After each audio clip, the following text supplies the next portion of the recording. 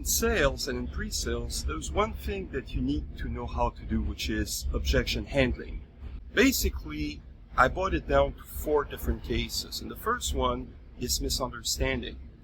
What I'm selling is actually high technology. It's very complex, and it's very easy for people to misunderstand. That's why you want to have excellent collaterals like the demonstrations, presentations, so it helps communicate the message better. But despite all of your best attempt to be crystal clear, there's always the chance that things are not going to be perceived quite clearly by the audience. And this is where maybe that you will have to handle an objection, which is not really an objection. It's basically the person didn't understand very well.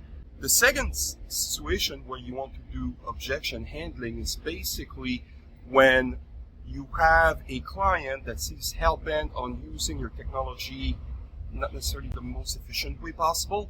Clients come to you, they want a solution, but they're also proactive. They try to invent what that solution might be. It's just them not necessarily understanding your technology just like you do because you're the expert, right? So this is another case where you need to clarify things for them. Another type of objection handling is when you give somebody food for thought.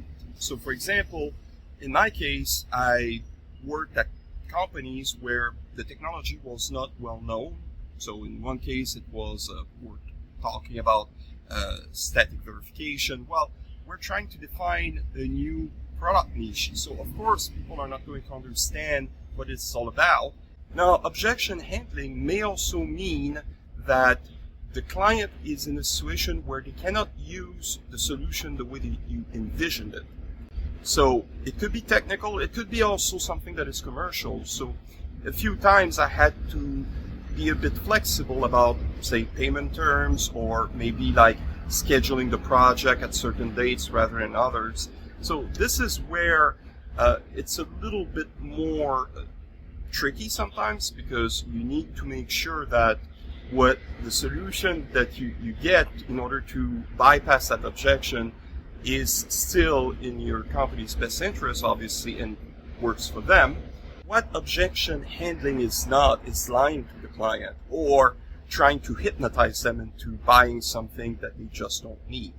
Ultimately, the product or service that you're selling needs to be answering a need, and you need to match that need with the need that they have. So basically doing solution selling.